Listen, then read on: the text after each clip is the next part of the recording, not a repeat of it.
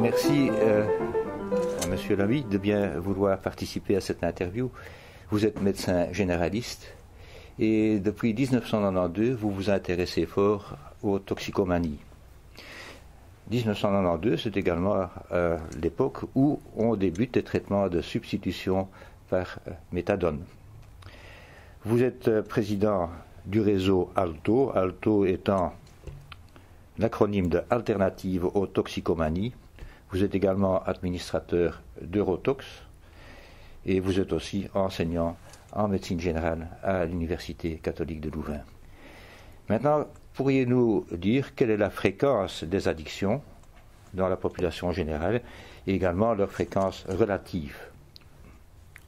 Donc, quand on parle d'addiction, on a l'air tout de suite de partir vers des drogues illicites. Or, on sait que déjà le tabac est une addiction, est un des produits probablement les plus addictifs qui existent au monde.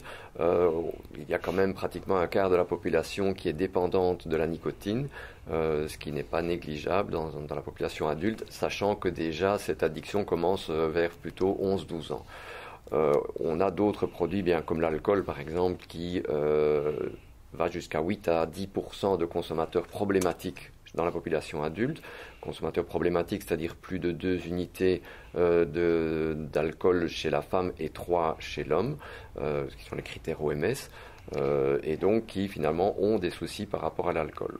Si on prend le cannabis est très présent dans la population jeune, on en entend beaucoup parler, et on sait que près d'un jeune sur 2 a au moins touché une fois au cannabis dans l'année qui a précédé l'interview. Enfin, quand on parle des drogues illicites, alors là on va aller vers plutôt héroïne, cocaïne et d'autres produits plus de synthèse.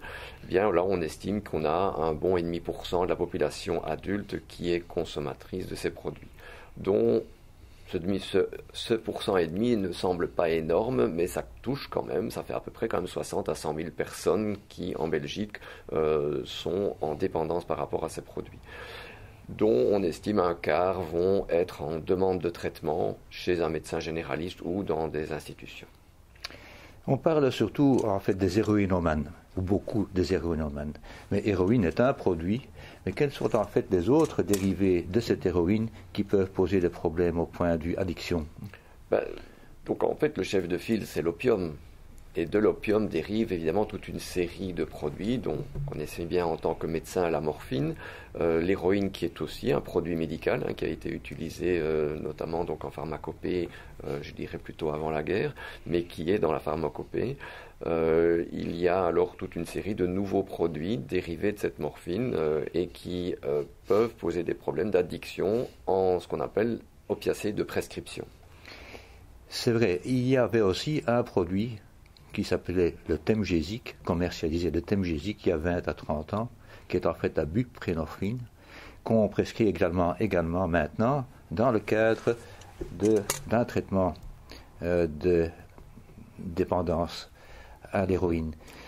Est-ce que les doses, en point de vue antidouleur, sont identiques pour la buprenorphine, ou bien est-ce que c'est les doses plus importantes qu'on utilise? On utilise des doses nettement plus importantes. Donc la buprenorphine effectivement existe sous le nom de Temgesic depuis certainement une quarantaine d'années, et donc à des dosages de 0,2, 0,3 mg le comprimé, qui a toujours été peu utilisé parce que c'est une manipulation un peu particulière, c'est un comprimé à dilution sublinguale, donc ce n'est pas un comprimé avalé, etc. Et donc finalement ça a un peu percé comme médicament, bien qu'il ait une bonne pénétration antidouleur, une bonne efficacité antidouleur. Aujourd'hui, par rapport au traitement de substitution, on utilise la buprenorphine, mais à haut dosage, et donc on est là à 2, voire 8, voire 16 mg quotidiennement pour pouvoir un peu saturer les récepteurs mu, qui sont les récepteurs aux opiacés. Bien, vous avez en fait connu toute l'historique des traitements de substitution à partir de 1992. Est-ce que vous pourriez me dire qui peut prescrire exactement un traitement de substitution? Quels en sont les dangers de ces traitements de substitution? Et aussi, quelles sont les conditions de sevrage et la durée d'un traitement de sevrage? Et quels sont finalement les résultats de ces traitements de substitution? Beaucoup de questions. Alors, mais commençons d'abord donc par qui peut prescrire? Qui peut prescrire? En Belgique, en tout cas, tout médecin peut prescrire un traitement de substitution, donc méthadone ou buprenorphine. L'arrêté royal donc, du mois d'octobre 2006 a donc prévu que tout médecin pouvait prescrire moyennant une formation minimale de base qui lui permet de manier ces produits que sont la méthadone et la buprenorphine. Donc, un médecin généraliste, en général, est le médecin qui va prescrire le plus, en Belgique en tout cas. On est à près de 87% de médecins généralistes prescripteurs dans les traitements de substitution. Très bien, mais ces traitements ont leur danger. Ce sont des opiacés. Hein. Donc, la méthadone est un opiacé donc agoniste, donc qui va saturer les récepteurs, mais qui peut donner des overdoses si on en donne de trop. Donc il peut y avoir une dépression du seuil respiratoire si on va trop vite au niveau des dosages.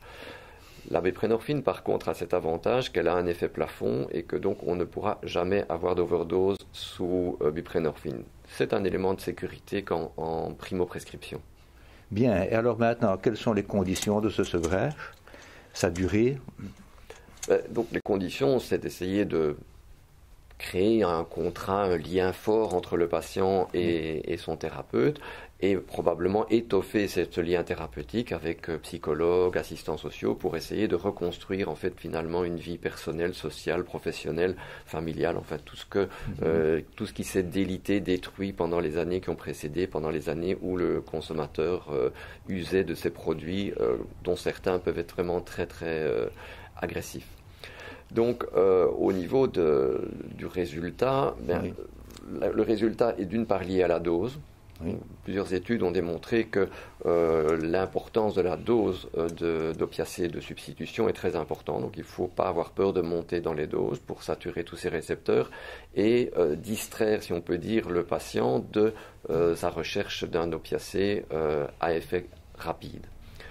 Les résultats sur le long terme sont plutôt liés au fait du maintien, de la poursuite du lien, comme dans toutes les addictions. Ce qui est important, c'est de garder le contact régulier avec le patient. Alors régulier, ça veut dire toutes les semaines, tous les 15 jours, tous les mois, mais tout dépend du stade dans lequel se trouve le patient dans son évolution. On parle beaucoup le dernier temps des réductions des risques qui sont liés à tous ces traitements, à tous ces utilisations de produits illicites. Il y a bien sûr le risque infectieux et autres, et alors on essaye de mettre en place des structures qui permettent de réduire les risques qui sont liés aux addictions. Dernièrement, il y a eu un essai en France qui a débuté d'ailleurs. Qu'est-ce qu'il y en est en Belgique et qu'est-ce qu'il y en est exactement de ces structures qui permettent de réduire les risques liés à l'utilisation de drogue? Le principe de base de la réduction des risques, c'est donc de diminuer tous les risques que peut comporter l'utilisation de produits illicites avec des comportements illicites, si on peut dire. Ce qui veut dire déjà au niveau de l'héroïne, l'utilisation de seringues usagées, de matériel partagé, de filtres, de produits dont la sécurité n'est pas totale. Une des idées qui a été mise en place, c'était de créer des salles de consommation à moindre risque où le matériel d'échange pourrait être fourni, c'est-à-dire seringues stériles, coton stérile, alcool, de quoi finalement désinfecter et d'avoir un matériel pour pouvoir s'injecter en toute sécurité. Ce qui est évidemment reproché à ces programmes, c'est de dire on entretient donc une forme de toxicomanie. Il n'en est rien dans la majeure partie des programmes qui existent dans le monde. Ces programmes sont liés à de l'information. Donc on ne fait pas que mettre à disposition du matériel, on donne de l'information pour finalement proposer à l'usager de rentrer en traitement. Et majoritairement, ces patients vont rentrer en traitement. Pas dans la semaine où ils commencent à fréquenter cette salle, mais dans les mois, dans les années. On fait appel à tout ce qu'on appelle l'entretien motivationnel, le changement qui prend du temps. On ne change pas tous nos comportements ou nos projets de refaire du sport, de manger plus sainement. On ne change pas ça dans la semaine pour lequel on a décidé. Un grand merci Dominique Tamy pour ces informations des plus utiles et des plus actuelles aussi.